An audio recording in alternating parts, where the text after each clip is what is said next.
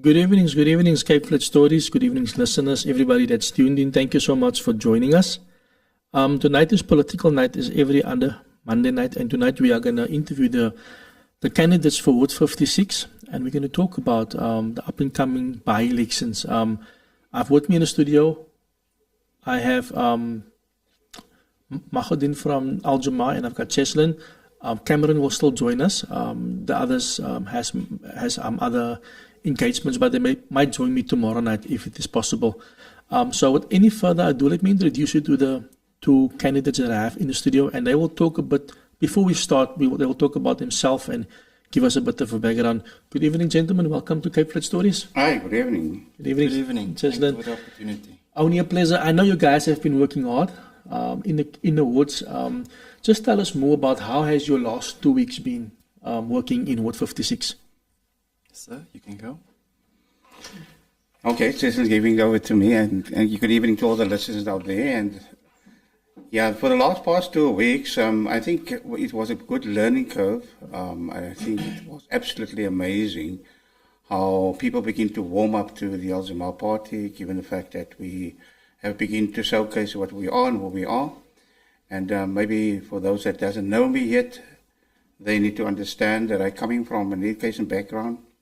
I'm 43 years in education. I have been established in 2 schools, primary school, high school, for the marginalized community, and I've been actively involved in those. And yes, my expertise was called in from the Jama Ah Party to do it for Ward 56. Having said that, I have a definite plan as to what can be done. I know the challenges, and I've make sure that I've walked the streets, start talking to people, and I've gathered so much information that I think it's a story that is in Ward 56 that is outplaying in so many other wards. So there's no difference between what happens in Belhar, where I come from, and what happens in Kensington, or for that matter, maybe in Blickisdorp where I'm working. Maybe Blickisdorp is just maybe a bigger challenge, but the challenges are the same. So if you ask me, how has it been? I have an amazing team. I think it could not have been the ride that I'm enjoying if it was not for people that are focused, that are energized, and I think they enjoyed the kind of leadership that we have showcased to them. So they jump out of the bed in the morning, and if it is being echoed that they didn't see us, and maybe they didn't see us the spaces that we are, because Ward 50 is quite big, but it is a good ride so far. Awesome, thank you. Justin, over to you. You are very young still, Justin. I think you look like 21, 22, but I might be wrong. So tell me more about yourself. No, I'm 30. 30, okay. I turned 30 on the 16th of January. But yeah, thank you for the opportunity. Thank you and welcome to the listeners for this evening. The last 3 months of this campaign was grueling. It was grueling. It was, it drained us. And but the beauty about the campaign was we met, we heard, we experienced, we journeyed, we cried together, we laughed, we broke bread together. In many cases, we prayed together. And so if you should ask me how the campaign was going for the last 3 months, that is how I would sum it up.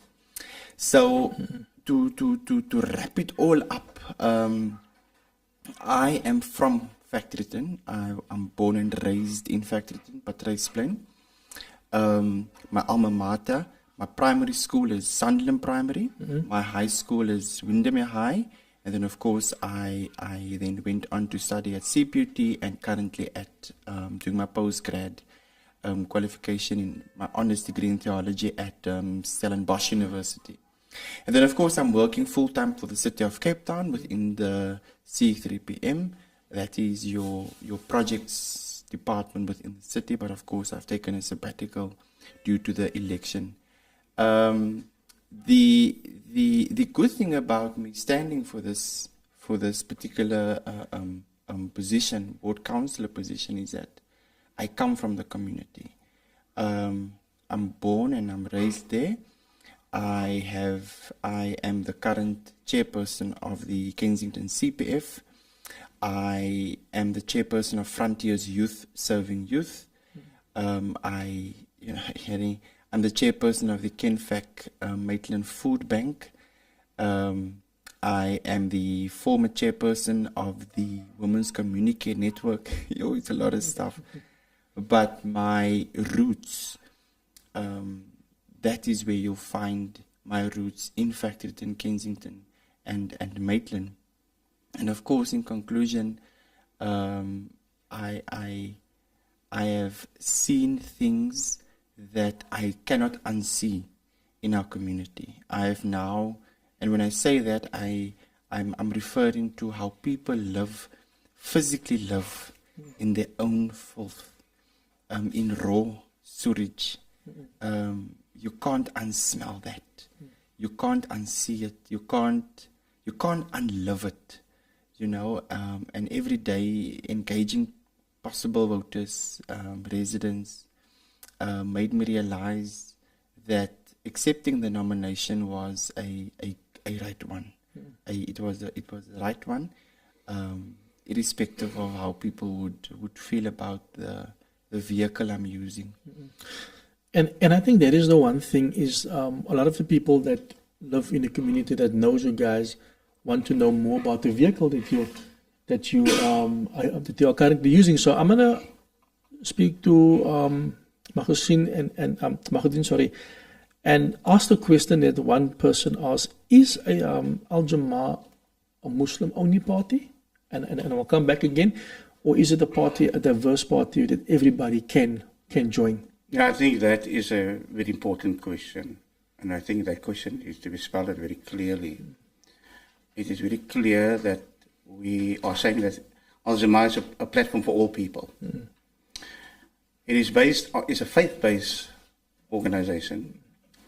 We ascribe to a vision of integrity, a vision of ethics, a vision of moral values. And so whoever ascribe to that, of course, are welcome to join. Anything short of that leads to corruption, and that is that way we want to go. May I then add, for example, today in the war room, and Tessa will know what we're talking about, when I spoke to about 80 people, getting up for the day of the election and leading up to the election, we had people from different faiths. And so when we engage them, we give even opportunity for them to sit there on prayer. It ends off also with allowing people from different faiths to do that. But they identify with the fact that we are saying that we operate at a level of consciousness and not a level of what we feel and what we think is dangerous.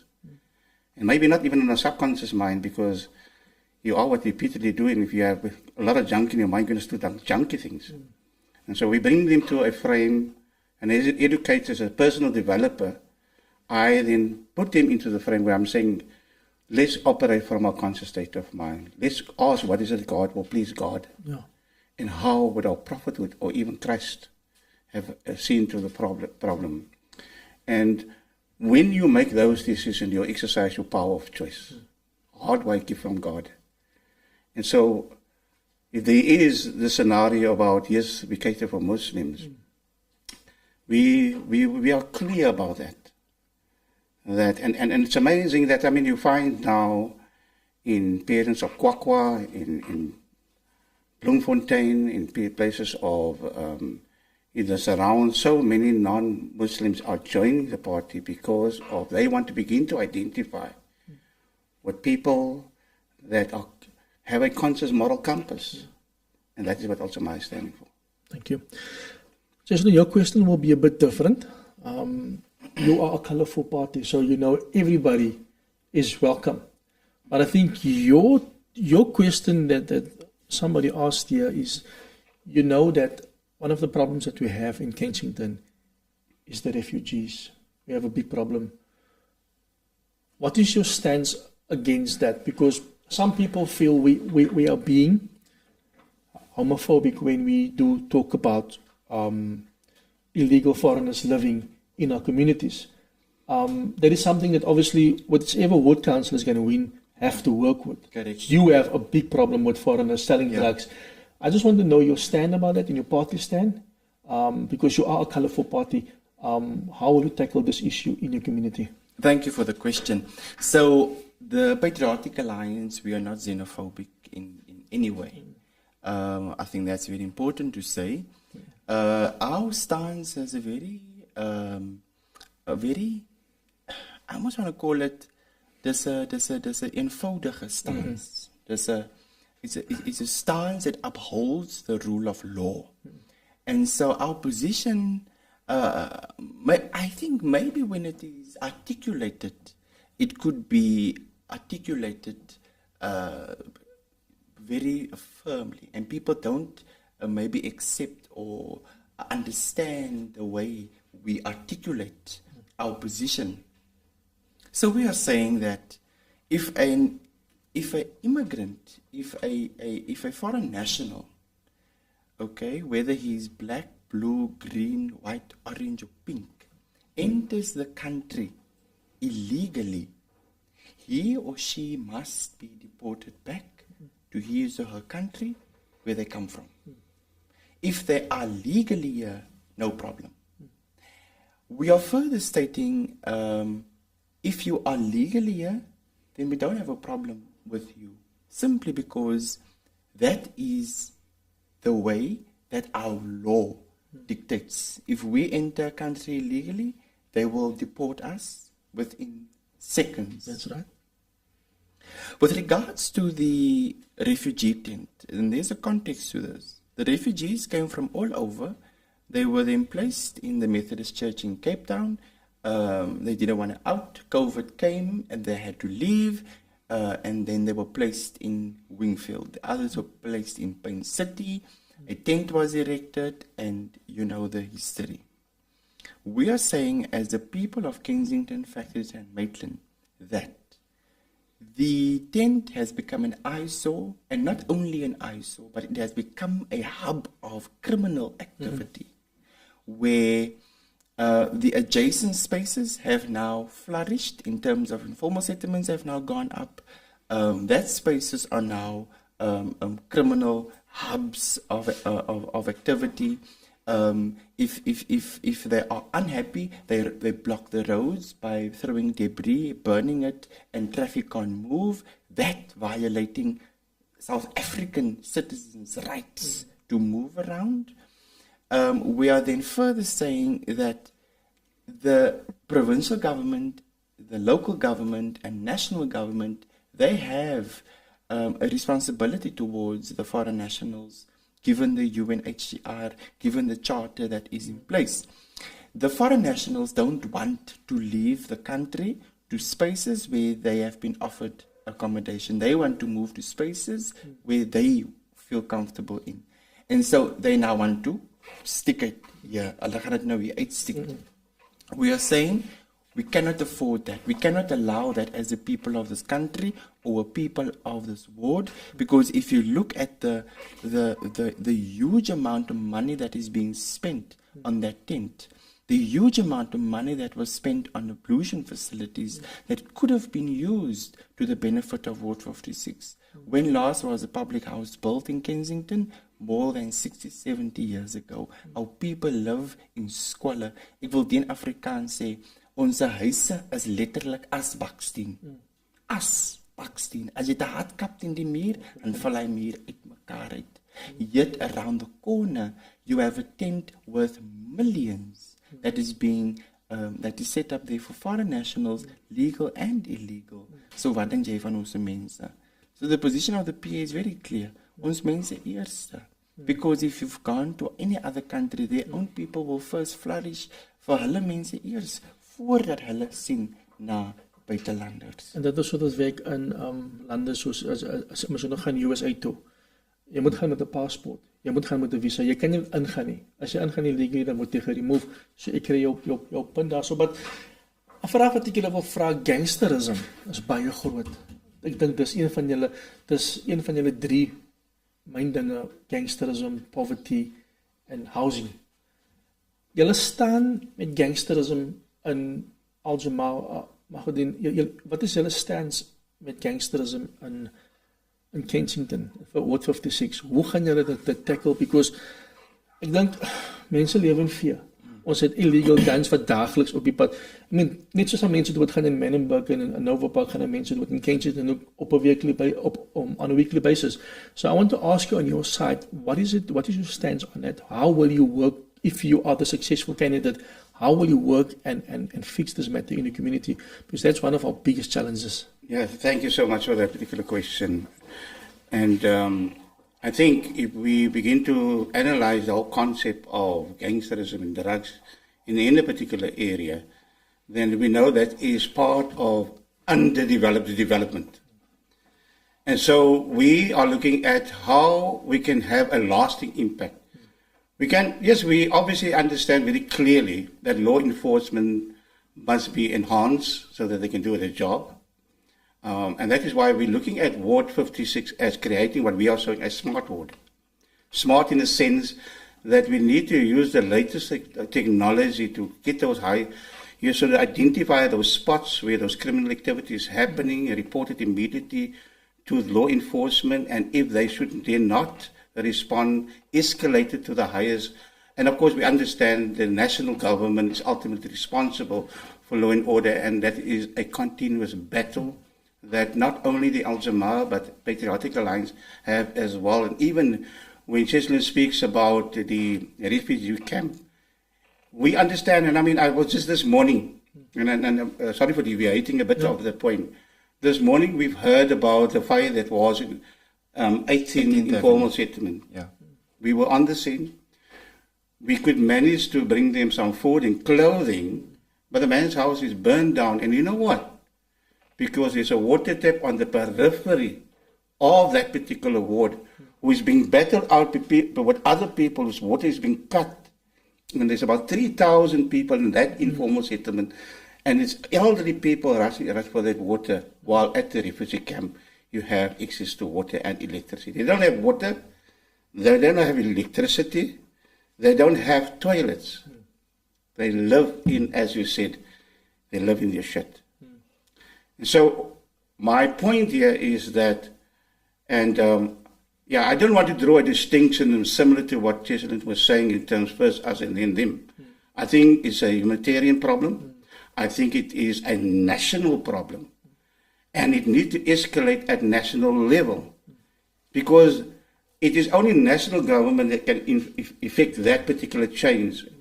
Whether they're going to do away with it or they're going to make sure that the human condition and also the law-abiding citizens remain, and forever is not supposed to be able to deport them under the question of having a thorough screening about. Having said that, coming back to the question of gangsterism and drugs, because we are looking at this question of creating what I call a smart ward, we are saying the key driver for change is education.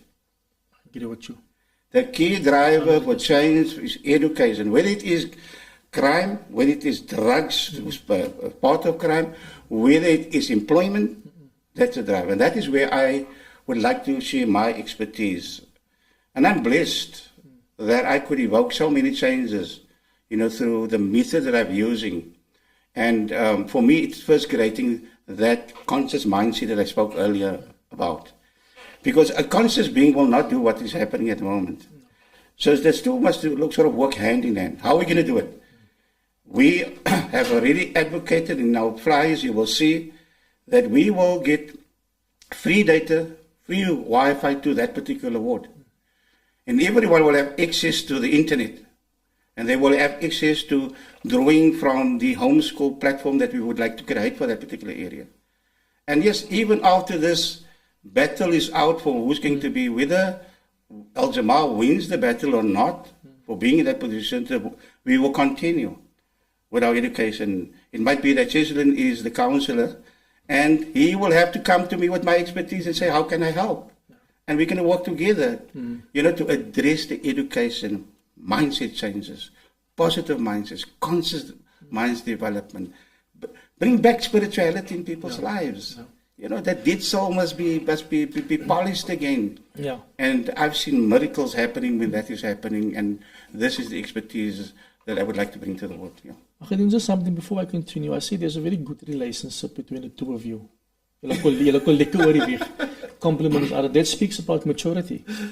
And I think, like you said, even if you don't win, if Chase don't win, there's going to be a working relationship. I think one of the things is that in many by-elections, you have the problem of everybody's there. After the by-elections, everybody disappear. But I get sort of the sense that this will be continued irrespective of who wins. And I have to say, I have to applaud you for that. Well done. It speaks of your maturity. And I'm coming over to you. Gangsterism and drugs, it's a big issue, as you know. What is your party stance? Because at the end of the day, you're going to be there. They're going to back you. What can we expect from the Patriotic Alliance? Should Patriotic Alliance win this vote? How would they support you in fighting gangsterism and drugs? We have now confirmed with him education is the antidote to gangsterism and to poverty. So over to you. What is your stance on this topic? Look. I think there's a lot of answers. One could get a lot of potential solutions, and there's thousands options that you can put on the table. But I think the key driver to one is to get to the root cause. So hoekom smokkel hulle? Hoekom moet die anti dagga verkoop net om kos op 'n tafel te sit? Yeah. The other day I had a door-to-door and the auntie said, ek moet dagga verkoop om kos op my tafel te sit. Dit letterlik van die hand na die mond. So I think when we deal with poverty in itself, you need to also offer an alternative. Yeah. Because you see, poverty has forced our people into a space of, I almost want to call it survival of the fittest. Yeah. As ek kan survive, moet ek iets doen. En as ek iets gaan doen, gaan ek van my kop af raak. En as ek 'n geldjie het, moet ek 'n ding gaan steel, ek moet ingaan breek, of ek moet skuld gaan maak, of wat ook al die geval is. So if you deal with poverty, if you deal with the root cause, then you don't need all the other, ek moet drugs gaan verkoop, ek moet ingaan breek, ek moet wyn gaan verkoop, etc. nie.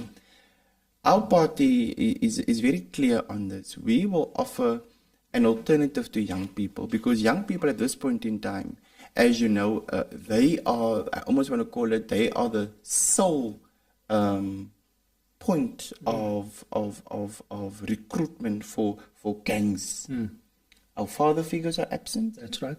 Our mothers must raise us. That is why the party, we launched the haircut campaign. Tell the young boy, you know what? We know your dad might not be here, but we want to journey with you, and we want to empower you, young man, to go have your haircut, look good, feel good, and come back to us month end. We will journey with you until we can't anymore. And that is what we have done. Paying people's school fees, buying stationery, buying shoes, doing the practical things to show boys there is an alternative. And so our program will be a high school program, dealing with young men and women on a high school level, on a tertiary education level, but also the young men on the street corners, vry run, vry toe. And so we will journey with them, developmental programs as alternatives to what the gangs are offering them.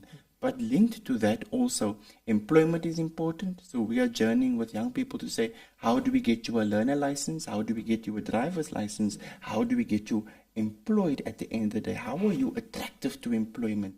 Offering the alternative. So not theorizing everything the whole time, but also saying to them, these practical solutions, bro, wat jy kan kry by die PA, hier by die ward councillors kantoor, om seker te maak dat jy vir jou ma gee wat jou ma maak, so jou ma hoef nie wyn te verkoop nie, jou ma hoef nie te gaan smokkel nie, jy hoef ook nie te gaan smokkel nie, kry vir jou 'n werk, and become the breadwinner. That is one of the very I don't want to call it the quick solutions, but one of the now solutions that we can employ, that we have already employed.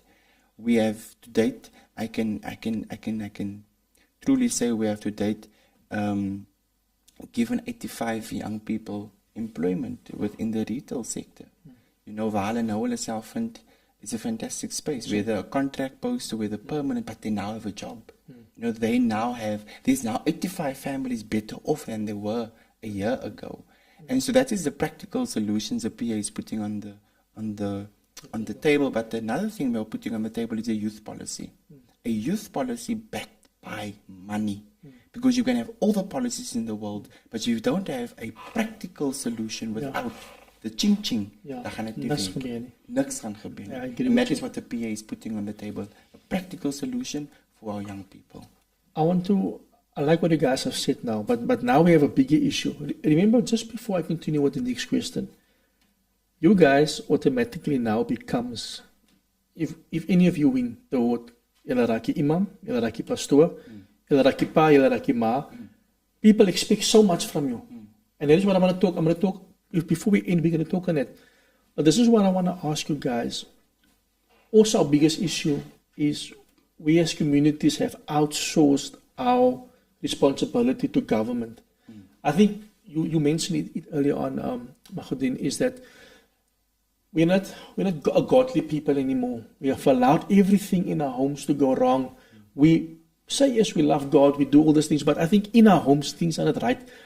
How will you guys tackle this? Because your biggest issue is going to be die mammies stukkie guns weg. Ons is al so ver gevorder nou al met waar mense voel nie meer skaam om gangsters se guns weg te steek om drugs te verkoop.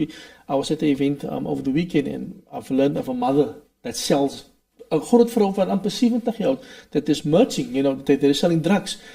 How are we going to get this back into our community? Because like I said, people are looking to you as the solution people. They will, once Cheslin or Mahudin becomes, or whoever becomes the councillor, they're going to look to you for leadership. And many of our people that are running these type of campaigns are not leaders, they are followers. So how can we depend on you guys to lead our people? Yeah, I think that is probably the most crucial question. Because if we stand as leaders, we understand that people listen with their eyes. They basically look at what you are doing.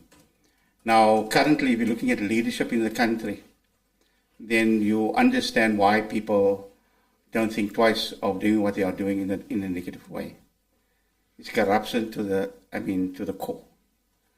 And so, even if you should then begin to engage with them and say that this is not the way, they will begin to argue and saying that, but our president and our deputy president and our, the key of all those core people that's supposed to represent us, lie under oath, and they do it anyway. Yeah. So we're looking at grassroots and where we find ourselves. And I think it's going to be extremely important that if we talk about integrity, because that is the supreme value that you need to have as a person. Without integrity, you can be like, and I mentioned it very clearly, you can be like a Jacob Zuma and still have the passion and the way you're speaking, and you can urge people to follow you, but it's not going to last. Yeah. The only thing that really lasts is you as a leader, as an organization, have a clear integrity to be trusted. And when you are trusted, you must understand that nothing comes from you. Yeah.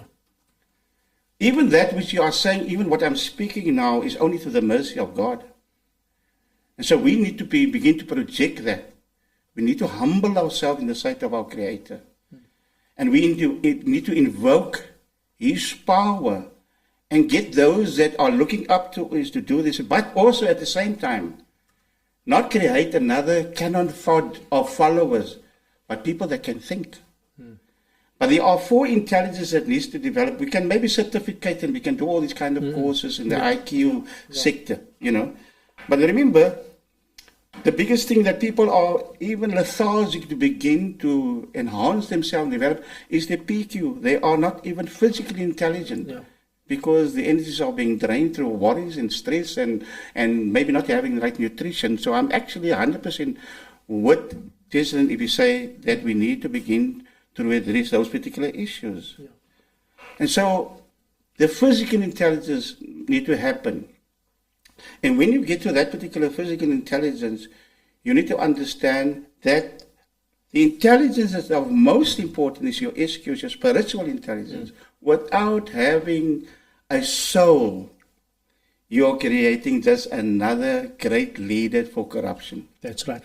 And so our focus from the Jama Ah Party is to evoke that, to bring in the mosque and the churches and all those, God-conscious people and work with us. And so in my personal development programs that I've done over the years was to zoom into that, to develop that particular domain. And it's amazing that youngsters that they begin to lead are beginning to say, but this is not the way. Now, I've listened early on when Cecil spoke about, addressing poverty, and because if that is not being addressed, you will see the mother is saying that it's okay for me to sell drugs. It's okay for my daughter to sell her body on prostitution. But believe me, there are also other people who say, even doesn't have enough a piece of bread, who say, I'll never do that. So for me, it begins there, first and foremost. And then we can zoom into, addressing the question of poverty, early deviation, and so on. And I like what you're saying there is people are tempted. If you don't have a job, you are tempted. We are family. People are depending on us. So if I can't give my children food, what am I going to do? I'm going to go steal. No father want to see, or no mother want to see her child go hungry. And that will be the last question before we end, but I'll come to it now. Just on your side, on the topic of parents outsourcing the responsibility. Look, I think parents outsourcing their responsibility is a very poor decision on the parents' part.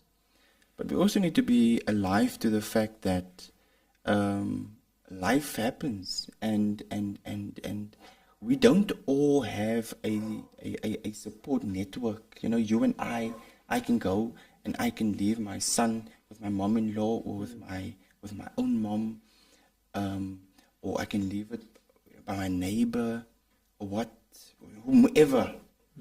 We need to get back to the point where the village truly takes ownership of the children, and then the family or the parent we cannot say, ag nee, maar jy gooi nie jou kinders vir die honde nie. As jy gooi my kind vir die honde nie, ek moet gaan werk, ek moet omsien, ek is die enigste breadwinner. It is not, ek wil my verantwoordelikhede weggooi nie. It is, I'm unable to do what I'm supposed to do because there's a vacuum, because dad is in jail, or because whatever the circumstances are. I'm saying that as a candidate for this by-election, under my leadership, I will champion unity in that space to say, how can we journey as a people?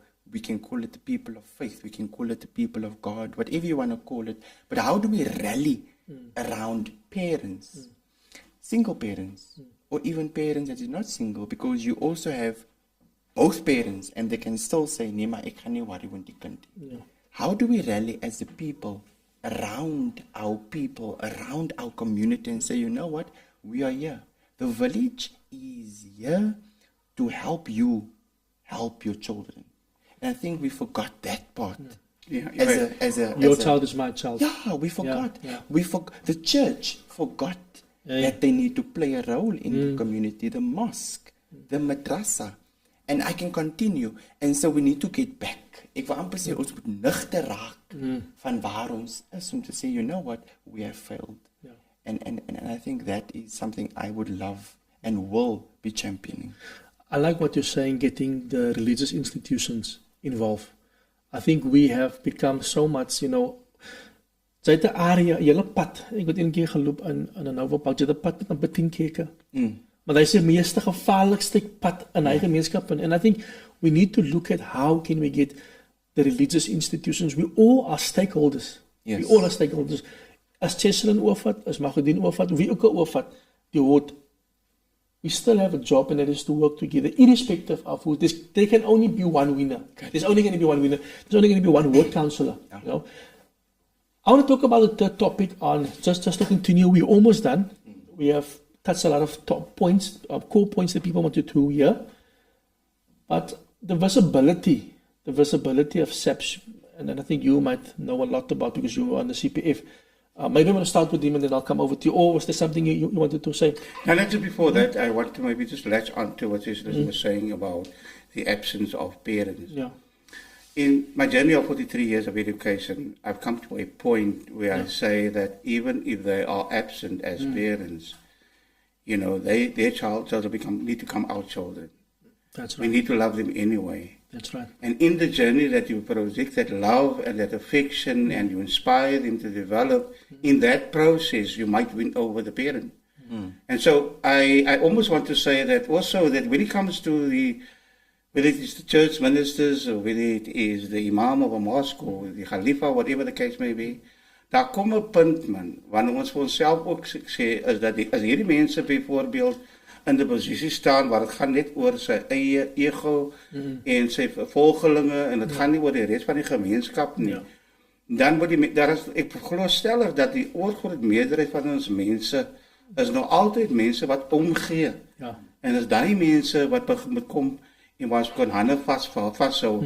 En die hoop dat hy predikant en hy imam van hy mos ook sal begin voel nee maar kyk my hart word nou aangespreek hier, want ons kan nie opgee op hulle ook nie. So hy gesamentlik te werk en ek stem 100% saam, sal 'n verandering bring en ons moet positief bly. Ons moet positief bly. Ja. Cheslin, how effective is neighborhood watches in the community?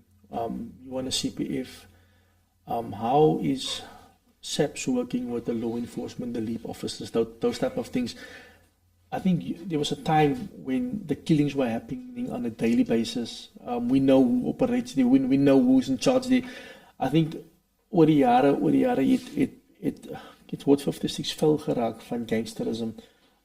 Dit is nie eintlik meer something new nie, but hoe effective is law enforcement? Hoe is die relationship tussen die mense? Gebeur dinge daar so? Is that something that you will focus on with your expertise in that area? So because I am the chairperson of the Kensington CPF on a sabbatical now for the election, under my leadership, when I took the CPF over about 3 years ago, we had about 2 neighborhood watches. To date, we have about 6 active neighborhood watches. And they are doing fantastic work. They're not being paid to do it. They are doing it 24/7, and that's with no exaggeration. You have the WhatsApp groups going off whole day. You have the window watches, and the relationship between our neighborhood watches under the auspices of the CPF.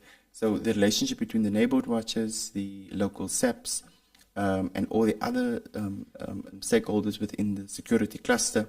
I think there's always room for improvement. It's a good relationship, it's a working relationship, it's a respectful relationship, but there's always room for improvement simply because our local SAP is very under-resourced. That's right. And when they have to respond to any particular call, it takes quite a while. And we understand, and it's not the local police station's problem, it's a national SAP's problem. And our community knows that. And I have said to our local station commander that the CPF can even give you cell phones, because during load shedding dan gaan is die phone dood, because ek weet nie wie die tender gekry het nie, maar die electricity, die hele phone goeie connect met computers, en as dit af is, dan is alles af. Nou moet jy vir 1011 bel en jy weet mos hoe vinnig hulle is. So under my leadership, I will simply add on to the neighborhood watches, but also create what I want to dub a technology-friendly crime-fighting tool. Introduce your PTZs, introduce your LPRs, meaning that is cameras that would track the movement of vehicles and individuals, link them to law enforcement agencies to say if a crime has taken place, what has happened, where it happened, where the vehicle is now, etc. But also making use of drones. We have drones in the city that I don't think is being used, especially 18th Avenue. I think my colleague here mentioned about the 3,000 people in 18th Avenue. Maybe that's quite a lot. Read out 3 days. So you can use technology there, because die skurke loop daar deur en dan in 'n keisiepak en hulle weg.